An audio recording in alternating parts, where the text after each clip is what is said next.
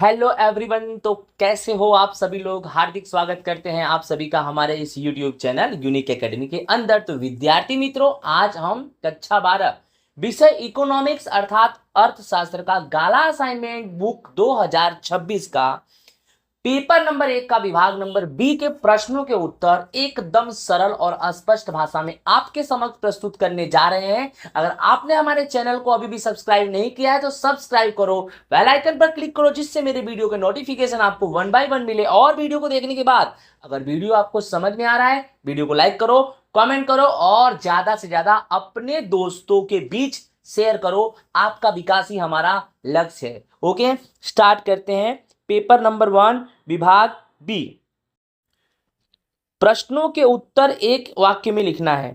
पहला 21 number question है, वृत्तांश ज्ञात करने का सूत्र बताओ। तो वृत्तांश ज्ञात करने का सूत्र है संबंधित मूल्य बटे में कुल मूल्य गुणे में 360। ठीक है, कंप्लीट। नेक्स्ट, यानी संबंधित मूल्य यानी जो भी कीमत दिया है, मतलब जिसका वृत्तांश ज्ञात करना उसका कीमत, और उसमें जो भी इंफॉर्मेशन दिया है उन सबका टोटल यानी कुल मूल्य गुणे में 360।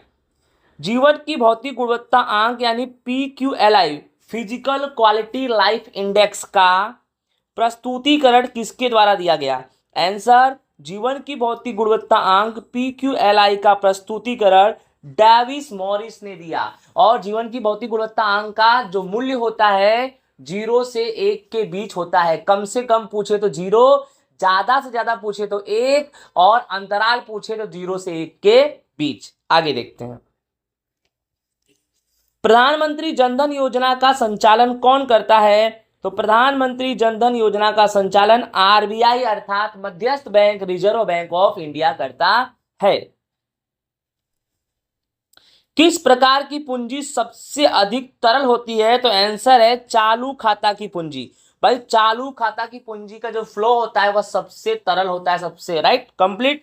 नेक्स्ट 25, गरीबी रेखा अर्थात क्या। तो जब समाज का एक बड़ा वर्ग जो अपनी मूलभूत आवश्यकता को संतुष्ट ना कर सके उसे गरीबी कहा जाता है, और उसके नीचे जीवन जीने वाले लोगों को गरीबी रेखा कहते हैं। अर्थात समाज का एक बड़ा वर्ग जो जीवन की मूलभूत आवश्यकता रोटी कपड़ा मकान शिक्षा स्वास्थ्य से वंचित हो, उस समाज का वर्ग अर्थात गरीब से गरीबी यानी समाज का वर्ग अर्थात समाज के वर्ग में एक एक व्यक्ति को गरीब बोलेंगे, और पूरे समाज के वर्ग अगर ऐसे ही टेंशन में है तो उन्हें गरीबी बोलेंगे, और उस गरीबी के नीचे जीवन जीने वाले लोगों को गरीबी रेखा कहते हैं। विद्यार्थी मित्रों, 26, किस वर्ग के समूह को उत्पादक वर्ग के समूह की तरह जाना जाता है। तो आंसर है 15 से 60 वर्ष के समूह को उत्पादक वर्ग के समूह की तरह जाना जाता है। नेक्स्ट, नाबार्ड का पूरा नाम लिखो। तो नाबार्ड का पूरा नाम national bank for agriculture and rural development. ये बैंक जो लोग कृषि से जुड़े हैं उनको प्रोत्साहन देता है, और रूरल डेवलपमेंट मतलब ग्रामीण क्षेत्रों के विकास के बारे में भी ये सोचता है। नेक्स्ट 28, विदेश व्यापार का कद अर्थात क्या। आंसर है विदेश व्यापार का कद अर्थात देश की आयात निर्यात से होने वाली भौतिक वस्तुओं से प्राप्त कुल मूल्य और कुल मात्रा। कुल मूल्य और कुल मात्रा। बोलो क्लियर। विदेश व्यापार का कद अर्थात विदेश व्यापार का कद अर्थात देश की आयात और निर्यात होने वाली जितनी भी भौतिक वस्तुएं हैं उनसे जो प्राप्त कुल मूल्य है, यानी उनसे जो हमने कुल कमाया और उनकी कुल मात्रा को हम बोलते हैं विदेश व्यापार का कद। छोटे पैमाने के उद्योग किस प्रकार की पद्धति का उपयोग करते हैं। राइट, यहां पर है छोटे पैमाने के उद्योग किस प्रकार की उत्पादन पद्धति का उपयोग करते हैं।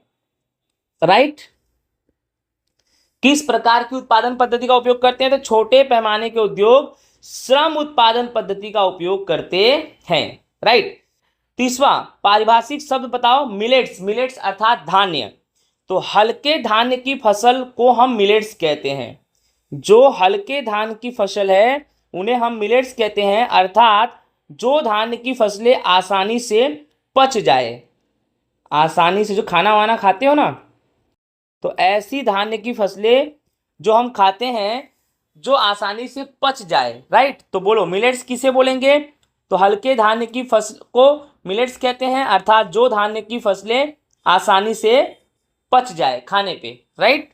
इस तरह से विद्यार्थी मित्रों हमारा पेपर नंबर 1 होता है कंप्लीट। आई होप आप सभी को अच्छे से समझ में आया होगा। जय हिंद, राधे राधे।